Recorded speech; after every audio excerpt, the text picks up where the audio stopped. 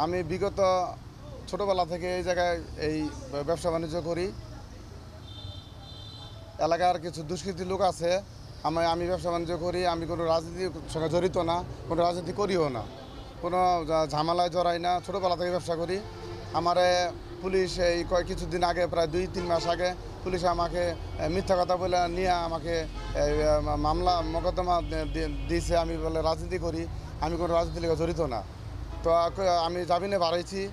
এই বিগত প্রায় 10-12 দিন আগে আবার আমাকে ডিবিআই লোক আইসা আমাকে তুলে নিয়ে গেছে। বলে আপনার নামে মামলা আছে, বিভিন্ন আপনার নামে অভিযোগ আছে। আমাকে ধরে নেওয়ার পরে তারা 3 লাখ টাকা মুক্তিপণ দাবি করছে, যে 3 লাখ টাকা দিলে আমরা ছেড়ে দেবো। তো আমি এত টাকা পাবো কোন? ব্যবসা বাণিজ্যের পরিস্থিতি এমনি ভালো না। তো আমি তো মনে করেন যে অনেক ঋণগ্রস্ত। ব্যবসা বাণিজ্য আমার দোকানের ভাড়া দিতে হয়, কর্মচারীর বেতন দিতে হয়। তো আমার কাছে 1.5 লাখ টাকা নিয়ে বললো যে 1.5 লাখ টাকা দিলে ছেড়ে দিব।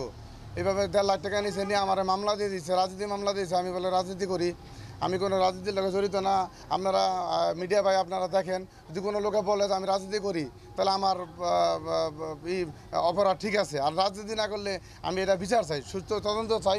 আমি দেশবাসীর বিচার চাই, কমিশনার স্যারের কাছে আমি বিচার চাই যে স্যার যে আমার এই ব্যাপারটা আমার হস্তক্ষেপ না করে, আমার পরিবারের শান্তি চাই, আমার ব্যবসা বাণিজ্য নিরাপত্তা চাই।